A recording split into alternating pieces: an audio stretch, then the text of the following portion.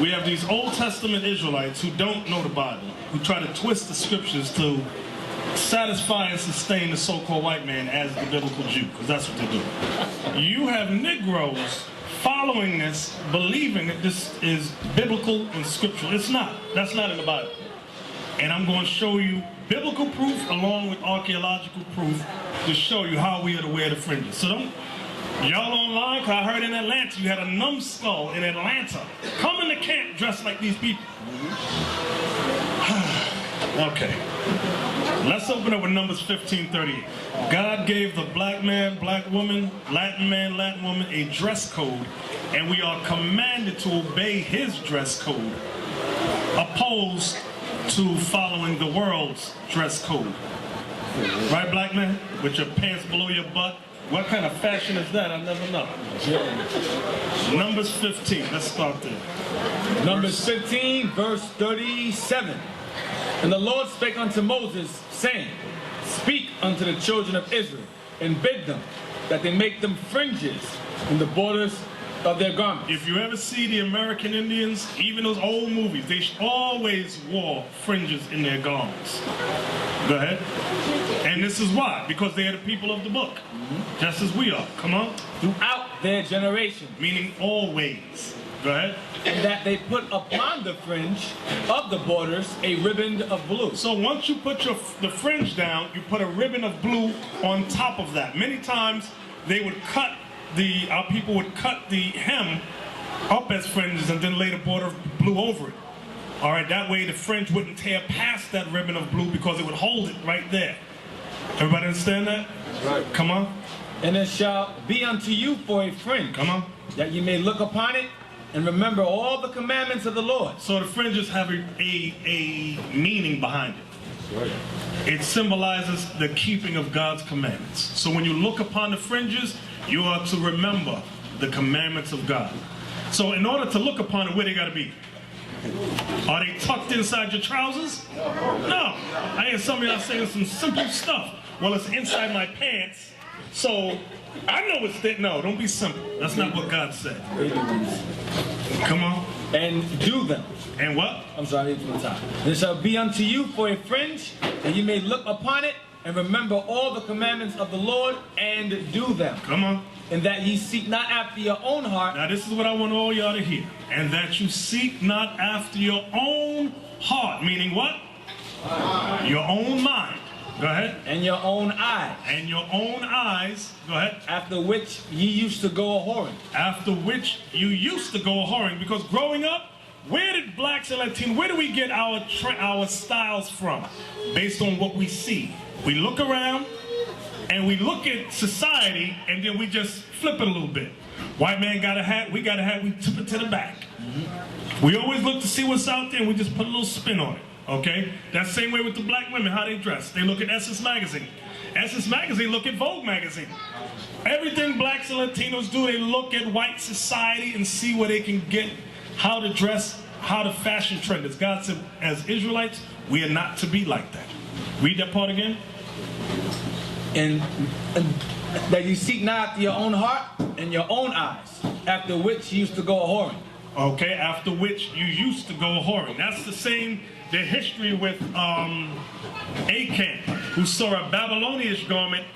God said, don't wear that. The Negro stole it and buried it and hid it in his tent with his wife and kids. I'll wear it later. He said, I'll wear that garment later. That thing was bad. God said, kill him and his wife and his kids and his cattle. Kill them all. Because the Most High is about he's a trendsetter. Okay? Don't think the Most High just sits on his throne with his sheet. See, a lot of us can't imagine what the Most High be wearing. He is the, give me some words. The trendsetter. He is the trendsetter. You gotta imagine him sitting on a throne. Every few seconds is a different garment. The Most High is bad. He is the epitome of fashion. And the Bible, get me that in Ezekiel. Hold on, we're coming back to Numbers, but get Ezekiel, you know what I want. 16, I think it's 40. About how the nations viewed us when we dress. Verse 10. I clothe thee also with broidered work. Broidered work, meaning finely designed, fashionably designed work. And shod thee with badger's skin. And I girded thee about with fine linen. And I covered thee with silk. See, some of y'all thought the Chinese invented silk. No, that came from our forefathers and our foremothers. We wore the silks. Go ahead. I decked thee also with ornaments. And I put bracelets upon thy hands. Right, the bracelets, that was all us. When the bracelets for men is different from the women. This is what, when we wore bracelets, this was an example, but we wore real gold, real silver, with real diamonds and gems in them. Go ahead. And the chain on thy neck. And we all, so you want to know why people like to wear chains? That's in our spirit. It's in the Bible. That's how we always dress. Go ahead. Now, if you're going to get robbed, but you got to watch out for a broke Negro today. A Negro is so coveted, he'll see an angel come from heaven with diamonds and gold. He goes, yo, let's rob that nigga. Forget the wings. Forget the wings, just rob him. That's how people get down. Take the wings too. Try to steal rims off the chariot. Go ahead. And I put a jewel on thy forehead. Right, because when we wore headbands, we had, the jewels was there. The women wore headbands as well. They had jewels in them. Go ahead. And that's like when you see the old American Indian, the way they used to dress. They didn't just have a strip of leather. They had diamonds in them things. Yeah, gold sewn in their clothes. Exactly. Go ahead. And I put a jewel on thy forehead, and earrings in thine ears. We wore earrings. Yes. Go ahead. And a beautiful crown upon thine head. Come on. Thus wast thou decked with gold and silver, and thy raiment was of fine linen, and silk embroidered work. Here it come. Thou didst eat fine flour and honey and oil, and thou wast exceeding beautiful. And thou didst prosper into a kingdom. We prospered into a kingdom. Go ahead. And thy renown. And your fame. The word renown means fame. And your fame. Go ahead. Went forth among the heathen. Went forth among the heathen. Go ahead. For thy beauty. For thy beauty. All the heathen envied the Israelites. We were always the trendsetters. They followed our dress code. So that's why in our repenting now, we got to get up, we got to step up on our game. For it was perfect through my comeliness, which I had put upon thee, said the Lord God. Okay, let's go back to Numbers 15 now. Verse 38. Speak unto the children of Israel, and bid them that they make them fringes in the borders of their garments throughout their generations, and that they put upon the fringe of the borders a riband of blue.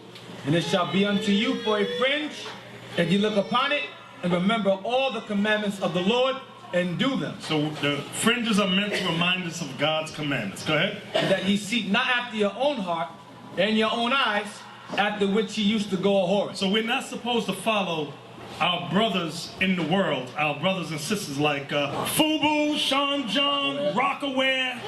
We are not to follow them because their trends is worldly trends, outside of God's commandments. Apple bottoms. Apple bottom, all that stuff, fat farm. We are not to follow that.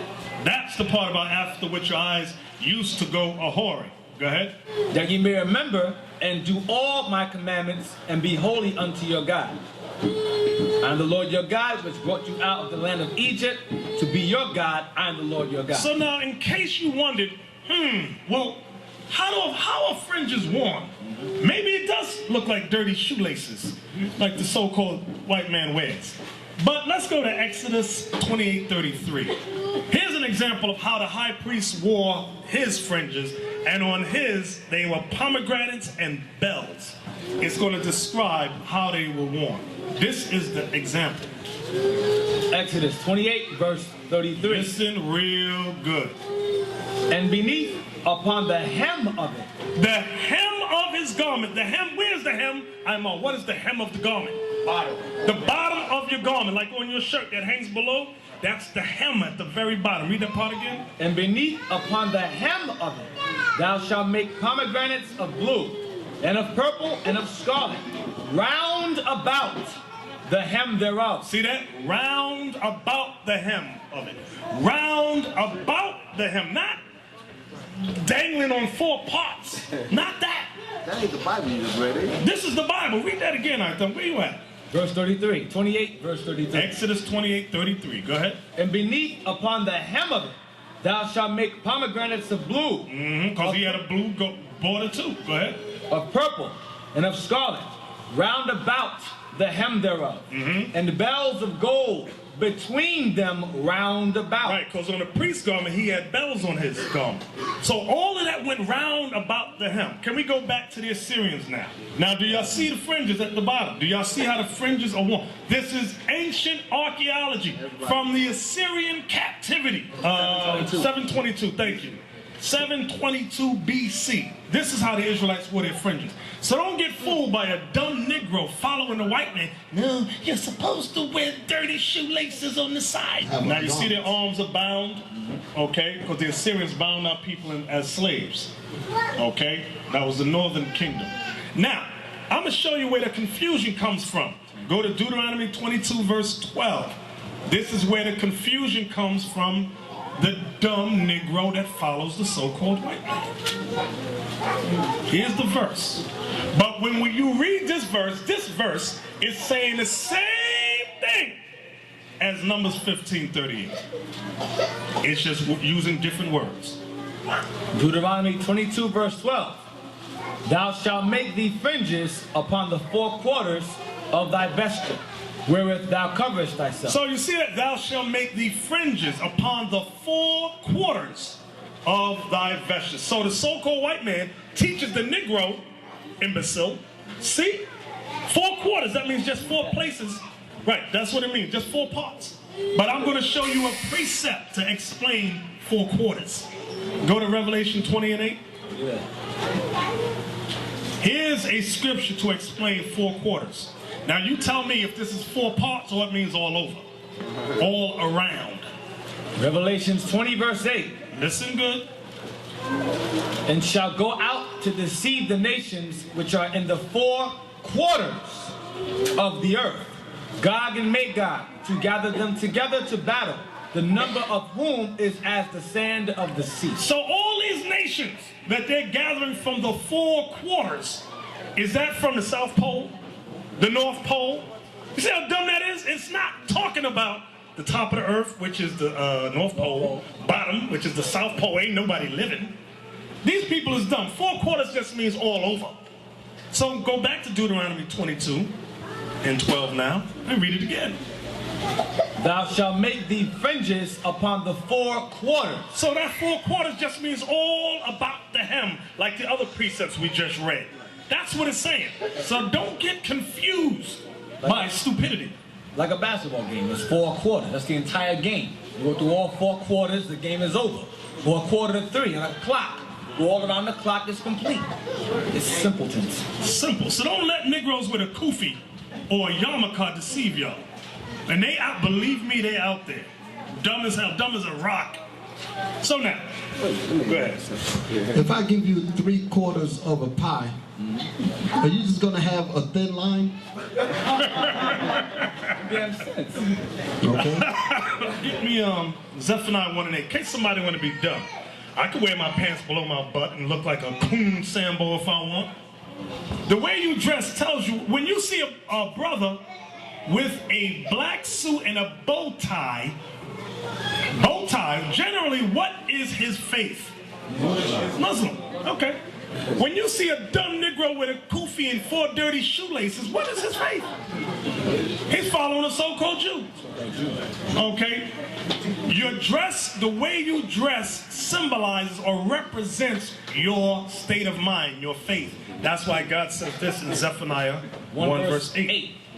And it shall come to pass in the day of the Lord's sacrifice that I will punish the princes and the king's children and all such as are clothed with strange apparel. Right. The Most High is serious about that dress code. He said, I'm going to punish them clothed in strange apparel because the way you dress represents your faith. Back in the day, you knew a hoe when you saw a hoe.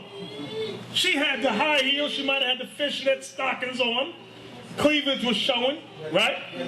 Red lipstick. There was a way they all dressed back then. But now, a lot of them dressing like that, so it's hard to tell. What the hell is this? You see a guy with a white outfit on and a stethoscope around his neck. What is he? Right. The way you dress tells what you are. When you see a Negro with his pants below his butt, what is he? I'm sorry if I offend some of you.